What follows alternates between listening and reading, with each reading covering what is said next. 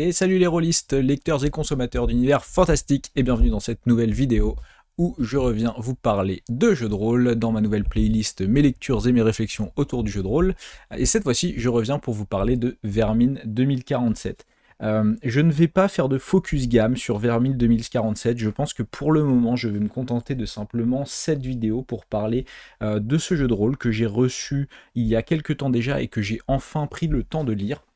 Donc Vermine 2047 c'est assez gros, là vous pouvez voir 4 livres, l'univers, les règles, le groupe et la route. Il y a aussi le kit de survie que je n'ai que en PDF.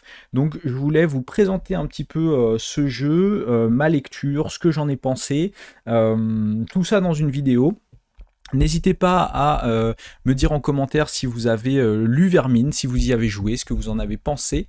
En tout cas, moi, je n'ai pas encore eu l'occasion d'y jouer, et c'est vraiment un retour à chaud après une première lecture que je vais vous donner là. Si vous voulez des informations détaillées sur ce jeu, je vous conseille deux chaînes, notamment donc, la chaîne de Damien Coltis qui a fait une série de vidéos qui parlent de Vermine 2047, et aussi la chaîne de Die Story où vous pouvez retrouver un actual play et aussi quelques vidéos autour de ce jeu. Pour commencer, peut-être, j'explique quand même, Vermine 2047, c'est un peu une, on va dire, réédition de Vermine 2037. C'est pas dans la continuité, c'est avec des nouvelles règles et le monde a évolué. C'est un jeu de rôle de Julien Blondel qui utilise le système Totem, qui est, il me semble, un système développé aussi par Julien Blondel, l'auteur de cet univers, et c'est édité chez le studio Agathe. Donc je vous ai montré les 4 livres. On a en fait l'univers qui est un livre de 200 pages environ, il me semble, 126 pages, l'univers 126 pages, qui est en fait vraiment un livre qui se concentre sur le background et la présentation de l'univers d'un point de vue assez personnel. Ensuite, on a les règles, qui est un deuxième tome d'environ 140 pages, il me semble, 128 pages, à chaque fois je surestime. Les règles qui se concentrent du coup, vous l'avez compris, sur les règles, mais ce n'est pas toutes les règles, puisqu'après on a aussi le groupe qui se concentre sur toutes les règles de création de groupe, de création de village, de communauté, etc. Celui-là, il fait 100... Alors il y a les fiches de personnages à la fin, voilà, 150 pages environ.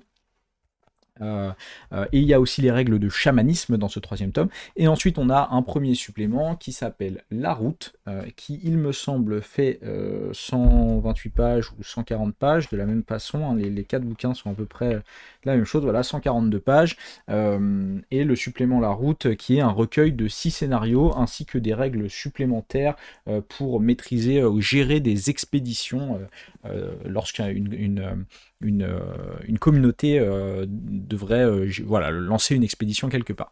J'ai les PDF, je pourrais vous montrer un petit peu le contenu de ces livres, mais je veux simplement voilà, vous faire un retour rapide. Ce ne sera pas un focus gamme comme ce que j'ai pu faire sur les ombres d'Estérène. D'ailleurs, si vous ne connaissez pas mes vidéos et que vous découvrez ma chaîne avec cette vidéo, n'hésitez pas à aller voir les petits actual plays que j'ai pu faire, les introductions aux univers, et aussi ce gros focus gamme que j'ai fait sur les ombres d'Estérène où je décortique les livres un par un.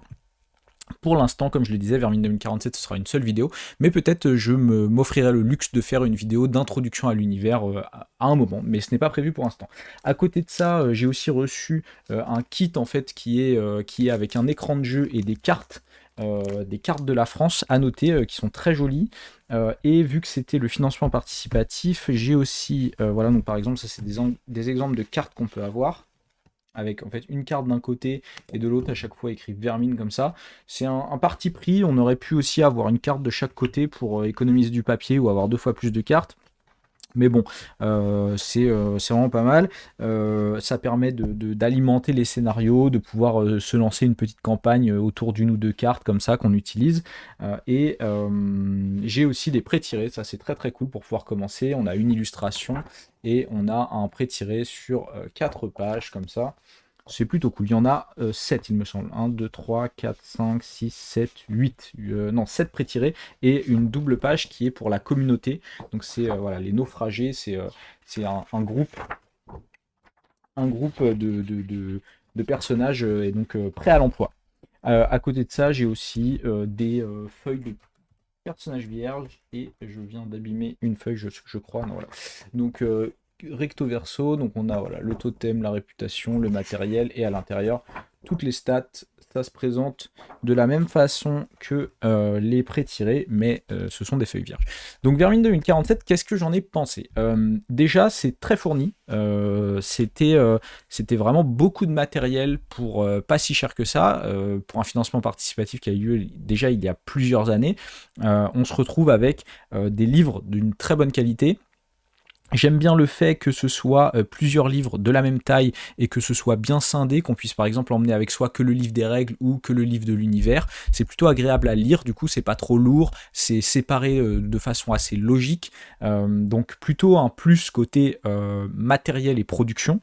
Le petit bémol, c'est que les livres arrivaient, pour ceux qui n'ont pas pris la collector, dans des boîtes un petit peu légères. Donc ça par exemple c'est la boîte du triptyque, et c'est vraiment un carton très très souple, qui ne résistera pas au temps je pense, et la route qui arrive aussi dans un carton assez léger.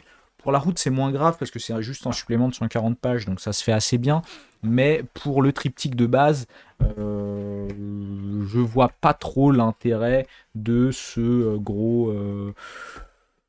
gros coffret qui sert pas à grand chose, qui protège pas, qui est pas solide, voilà. C'est pas, c'était peut-être pratique pour avoir un code barre pour les 3 bouquins, je ne sais pas. Mais en tout cas, voilà, ça, il n'a de coffret que le nom. Par contre, les 3 livres vraiment sont de très bonne qualité. Donc c'est vraiment une petite remarque comme ça, mais pour moi c'est pas vraiment important. Donc ça c'est en termes de matériel, mais sinon quand on commence à parler du contenu, déjà un point qui moi fait que ça ne me donne pas envie de créer un focus et de passer beaucoup de temps sur cet univers, c'est que j'ai trouvé la lecture du tome 1 assez anxiogène. C'est peut-être un ressenti, c'est même sûrement un ressenti personnel actuel, mais du fait qu'on parle de on va dire, c'est pas vraiment une apocalypse qui arrive, c'est plus plein d'événements, surtout liés au climat, qui ont lieu petit à petit et qui font qu'on arrive dans cet univers de Vermine 2047 où la société telle qu'on la connaît n'existe plus. À la lecture des 140 pages de l'univers, je dois avouer que il y avait des moments où c'était un peu, tout ce qui était raconté était un peu trop proche de ce qu'on vit actuellement, et c'était un peu trop anxiogène à mon goût, et je me suis rendu compte, alors que je pensais que ce serait un univers qui me plairait, je me suis rendu compte que c'était peut-être trop proche de notre réalité, ou en tout cas d'un futur possible de notre réalité, et que c'est pas ce que je recherchais dans le jeu de rôle, que ça allait me stresser plutôt qu'autre chose. J'ai quand même pris le temps de tout lire, pour vraiment me faire une idée du jeu, de l'univers, mais aussi surtout du système de jeu, le système Totem, qui est le même système utilisé dans le jeu de rôle Gods, que je vais lire prochainement. Voilà, donc le premier livre, je peux peut-être vous montrer les PDF, il me semble, si je fais comme ça. Voilà, donc le premier livre, en fait, on rentre directement dans des notes. En fait, il n'y a même pas de table des matières, quoi que ce soit. On arrive directement dans plein de notes par rapport à l'univers. Et ce qui est assez intéressant, c'est qu'en fait, on a des dates. On commence surtout avec tous les petits journaux là au début, où en fait ça va être voilà, comment ça va avoir évolué entre 2025, les premières dates sont en 2024-2025 jusqu'en 2047. C'est vraiment bien fourni, et quand on a lu tout ça, on est vraiment dans un univers bien détaillé, où il y a de la matière pour faire des scénars, de la matière pour faire du jeu. Donc ça c'est vraiment cool. Pour les gens à qui ça plairait de faire de la survie post-apocalyptique, potentiellement horrifique, parce qu'il y a 3 modes de jeu, j'y reviendrai, il y a du bon contenu, c'est assez intéressant, et la seule, voilà, j'ai pas envie de dire que je n'arrive pas à m'intéresser à ce jeu parce qu'il lui manque quelque chose, c'est plus que peut-être que le parti pris de faire du post-apo proche de notre univers, et où l'effondrement de notre société, c'est quelque chose qui pourrait potentiellement arriver dans les, peut-être pas dès 2025-2030, mais enfin voilà. En tout cas, moi, je pense que c'était trop réaliste et proche de notre réalité, et donc peut-être trop bien écrit et trop bien pensé pour que j'arrive à rentrer dedans et avoir envie de jouer dedans. Mais donc un très bon premier livre, et ensuite on est dans le deuxième livre. Je peux vous montrer aussi le deuxième livre, un deuxième livre qui est un peu plus classique dans le sens où il a une table des matières. Je ne vais pas rentrer dans tout le livre, mais donc vraiment celui-là, on parle surtout des règles. Alors les règles, qu'est-ce que j'en ai pensé? Je suis un peu mitigé sur ce système totem, et j'ai pas envie trop de me prononcer tant que je ne l'aurais pas essayé sur plusieurs parties, mais en tout cas j'ai l'impression qu'il a de bonnes idées. Et j'ai envie de l'essayer. Je pense que j'essaierai de faire au moins un ou deux one-shots dans l'univers de Vermine et aussi plusieurs parties dans l'univers de Gods quand je l'aurai lu. J'ai envie d'essayer ce système totem. Il y a des choses intéressantes.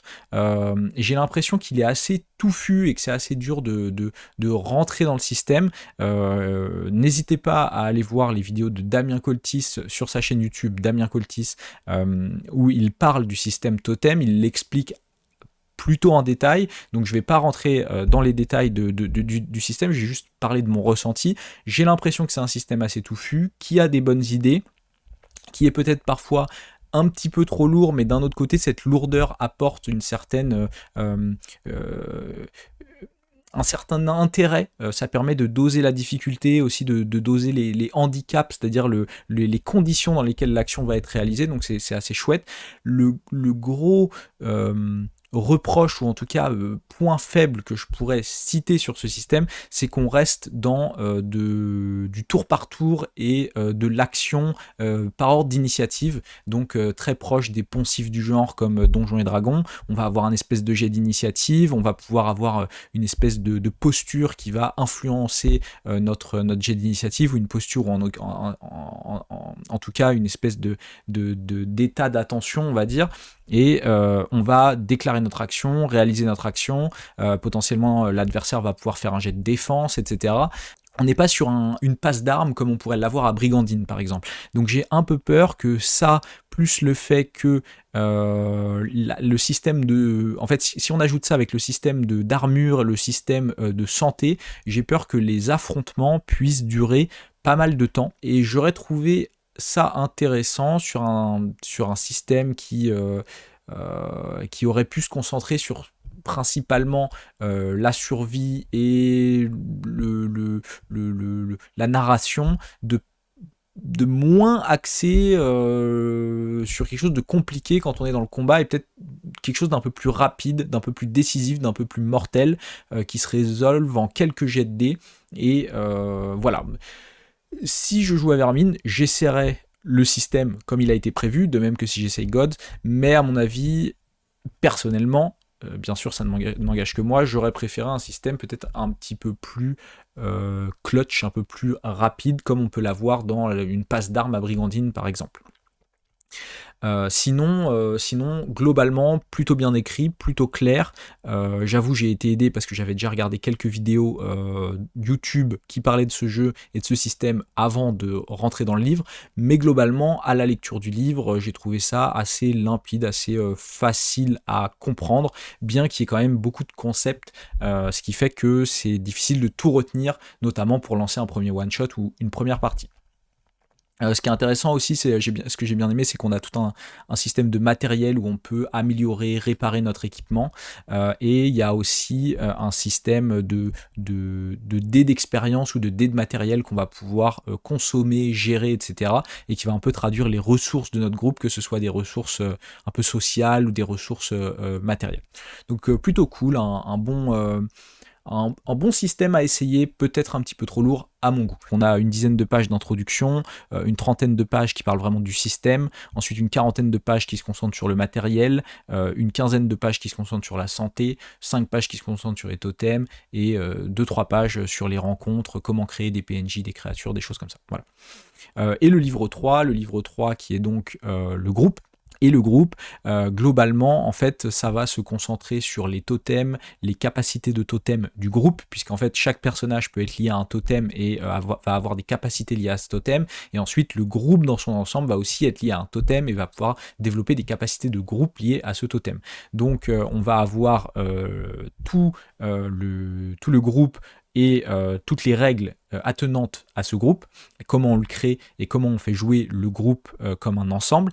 Et ensuite, on va aussi avoir toute la partie création de personnages. Donc attention, c'est assez intéressant de voir que les règles sont dans les livres 2, mais qu'on ne peut pas créer un personnage sans avoir accès au livre 3. Après, c'est pas bien grave, puisque de toute façon, ces livres, même s'ils sont indiqués à 30 € chaque, se vendent en triptyque pour, il me semble, 70 € les 3 livres. Donc globalement, si vous les achetez, si c'est pour le système, vous aurez les 3 livres, vous pourrez créer vos personnages. Mais c'est assez intéressant de voir que les règles sont dans un livre, la création de personnages est dans un autre.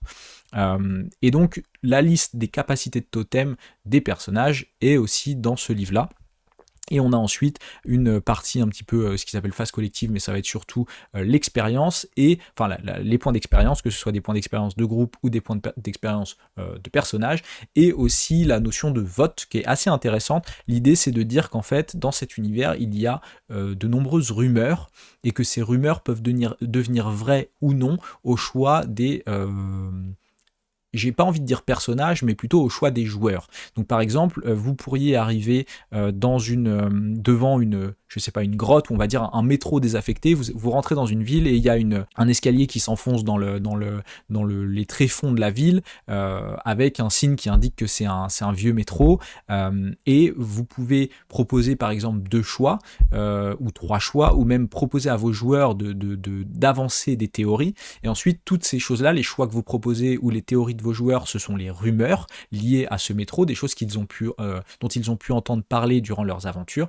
Et ensuite, chaque joueur, sur un bout de papier, va écrire, ou via messagerie, enfin voilà, va écrire pour quelle rumeur ou pour quel, on va dire, point il vote, et ça va être un vote caché, et ensuite le MJ va récolter ces votes-là. On va choisir ensemble ce qu'il y a de vrai dans ce métro. Donc on pourrait par exemple avoir, je sais pas, un groupe de cannibales, un monstre avec je sais pas moi, le métro est inondé, il y a un monstre aquatique, ou alors un culte qui cultive des champignons hallucinogènes. Voilà, 3 choix possibles. On va donner ces 3 choix aux joueurs. Peut-être qu'un des choix, ça a été un choix qui a été proposé par un joueur, et les gens vont pouvoir voter, les joueurs autour de la table vont pouvoir voter, et ce vote va décider de ce qui est vrai et de ce qui est faux.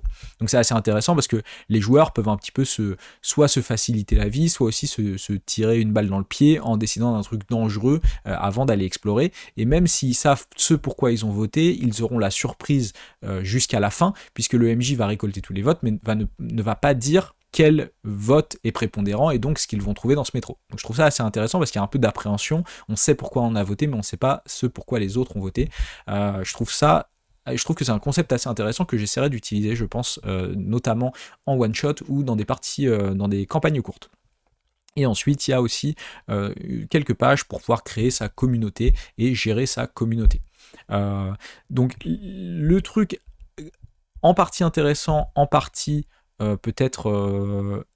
qui alourdit le jeu, c'est tout ce qui est capacité de totem. Je vais vous montrer des capacités de totem de joueurs. Donc en fait, par totem, par exemple le prédateur, on va se retrouver avec une liste de capacités. Donc là, par exemple, 1, 2, 3, 4, 5, 6, 7, 8, 9, 10 capacités. Je ne sais pas s'il y en a 10 exactement, mais voilà, donc une dizaine de capacités par totem.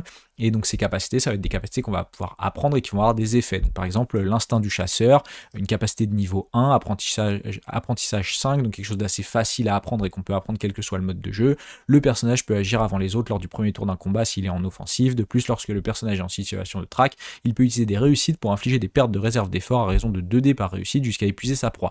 Donc c'est vraiment des points de règle assez spécifiques qui ajoutent un niveau de complexité, ou en tout cas un niveau de jeu qui peut être assez intéressant quand on joue à ce jeu sur 20 ou 30 parties et qu'on a commencé à absorber le système et qu'on peut rentrer dans les détails, mais pour une première partie ou un one-shot ou un two-shot, ou enfin voilà, si c'est pour 3 ou 4 séances, ça va être difficile de penser à ses capacités et d'inclure tout ça dans le jeu. Mais c'est intéressant quand même, je pense, au moins ça peut apporter du jeu. Et donc c'est un bon moment de vous parler des modes de jeu. En fait, il y a 3 modes de jeu dans le livre: survie, cauchemar, apocalypse. Et plus on va aller vers l'apocalypse, plus il va y avoir du surnaturel, des créatures étranges, etc. Donc en fait, il y a des capacités qui normalement ne sont débloquables que si si vous jouez dans mode cauchemar ou en mode apocalypse. Donc par exemple, les niveaux 1 peuvent être prises quel que soit le mode de jeu, tandis que les niveaux 3 ne peuvent être prises que dans un mode apocalypse. Donc plus on va vers apocalypse, plus on va jouer en mode un peu pulp et fantastique, ou en tout cas phénomènes paranormaux et monstres gigantesques. C'est un parti pris, je ne sais pas si...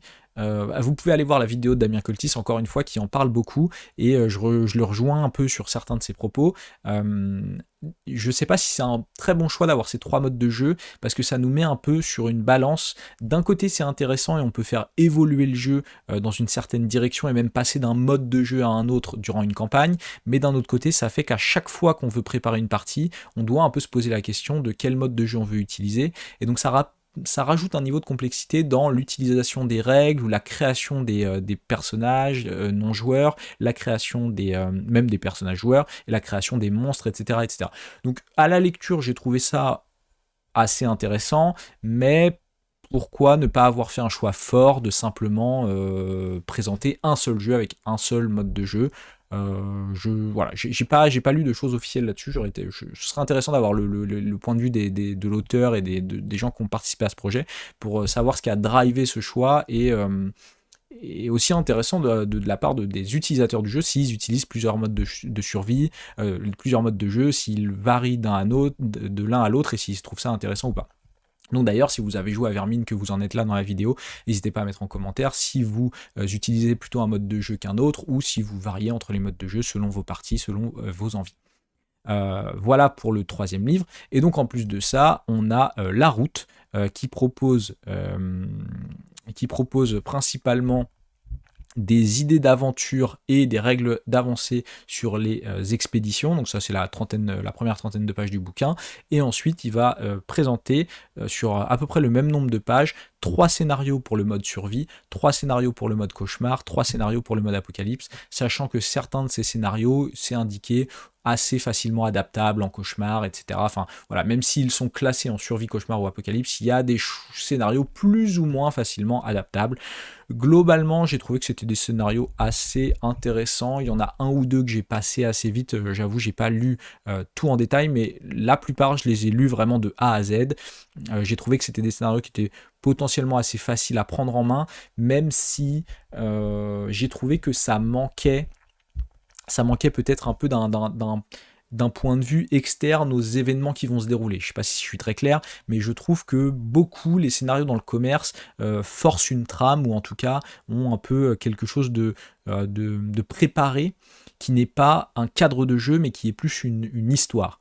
Et ça, le pendant ou l'opposé de ça, j'ai envie de vous envoyer vers Spire le Soulèvement, un jeu de rôle que j'ai adoré lire et dont je vous parlerai sûrement à l'occasion. Dans Spire le Soulèvement, je trouve que les auteurs arrivent à proposer des scénarios qui sont vraiment des cadres de jeu avec des évolutions potentielles, et pas une histoire, même si c'est une histoire à embranchements multiples. Voilà, quand on a le sentiment qu'il y a des embranchements et qu'il y a des scènes préécrites ou des choses comme ça, je trouve ça un petit peu moins intéressant que des scénarios qui sont vraiment écrits en cadre de jeu, avec des lieux, des descriptions, des PNJ, et ensuite chaque PNJ a un peu ses objectifs, etc.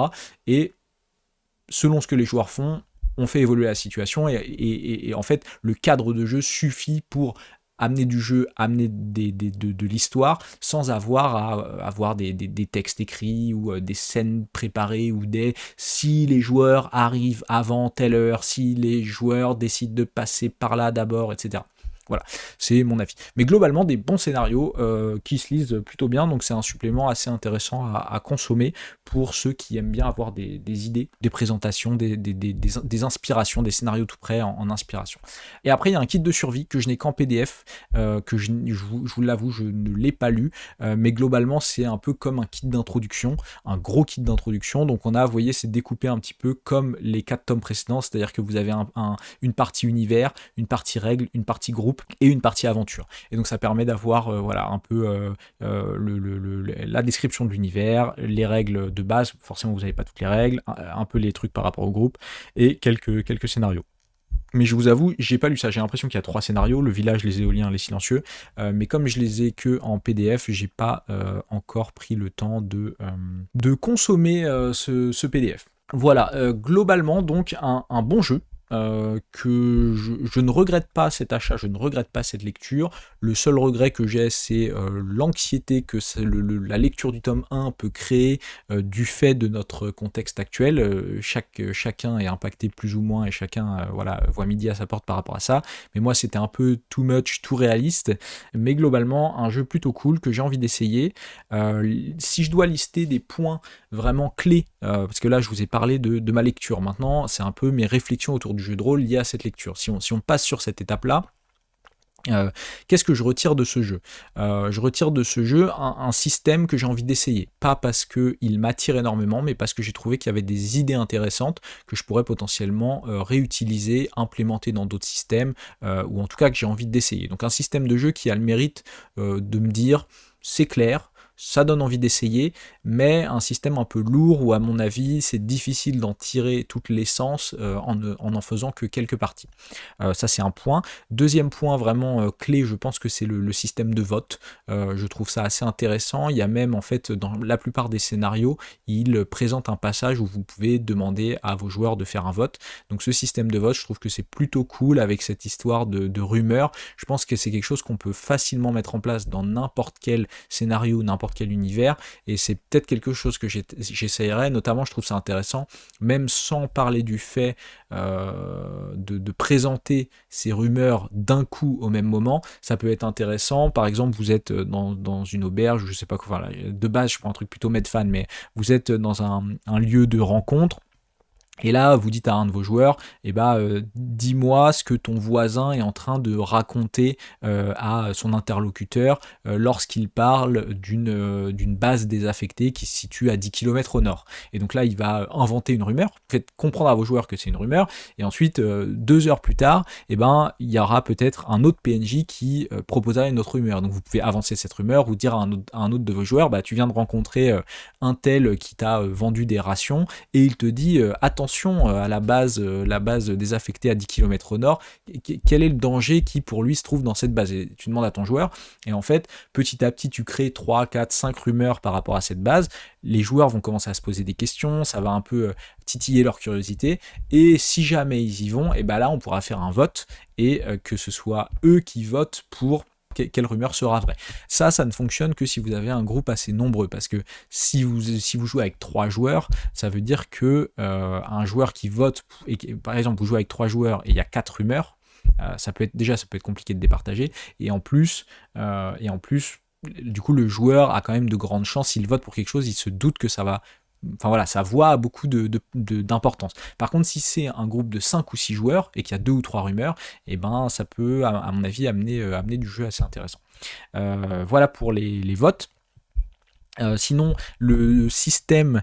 alors, un truc assez surprenant par rapport à ce jeu, c'est qu'il n'y a pas de bestiaire dans le livre, et ils vendent à côté un deck de 50 ou 60 cartes, ou peut-être 70 cartes, je ne sais plus, un deck de cartes qui contient le bestiaire. Donc c'est-à-dire que vous avez une illustration au recto et les règles de cette créature au verso, et il y a 40, 50, 60 créatures, je sais pas, je n'ai pas ce deck de créatures, mais j'étais assez surpris en fait de me rendre compte que ces créatures n'étaient pas disponibles dans les livres. C'est vraiment, si vous voulez ce bestiaire, vous devez l'acheter via le deck de cartes. Après, c'est pas bien grave, puisque de toute façon, dans le livre les règles, il me semble que c'est dans le livre les règles, le livre 2, c'est ça, il y a quelques pages pour créer vos créatures. Donc en fait, vous n'en avez pas besoin, dans le sens où il y a déjà des règles intrinsèques faciles à utiliser qui vous permettent d'adapter vos créatures, d'adapter le niveau de danger et de mettre des règles spéciales à vos créatures. Donc vous pouvez tout à fait créer vos créatures de toutes pièces. Mais je trouvais que c'était un parti pris assez intéressant ou assez surprenant d'avoir ce deck de cartes à côté, et que du coup les créatures dans Vermine ne sont disponibles que sous ce format carte, que ce soit PDF ou papier. Mais donc j'ai bien aimé ce système de création de PNJ et de créatures.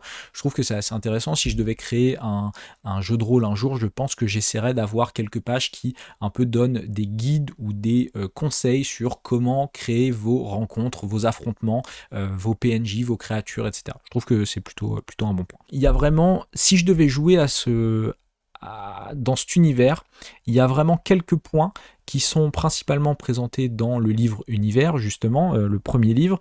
Il y a quelques points très intéressants de lore ou de spécificité de l'univers que je pense je garderai en tête. Je ne vais pas spoiler les gens, je ne vais pas tout raconter, mais des choses par rapport à des communautés ou des villes ou un petit peu des organisations liées au commerce, des choses comme ça, qui sont assez spécifiques, qui sont de bonnes idées, et la lecture de ces points-là me donnait envie de créer un scénario ou de créer une campagne, ce que je n'ai pas fait, j'ai pas eu le temps, mais quand j'ai lu ça, je me suis dit, ah ouais, ça pourrait être cool d'avoir un groupe de personnages qui arrivent là et tout, voilà, donc plutôt des bonnes idées, et des idées que j'ai envie de reprendre si jamais un jour je faisais du post-apo, ou de reprendre si je jouais à un jeu qui pouvait être adaptable et que ces idées soient réutilisables, on va dire.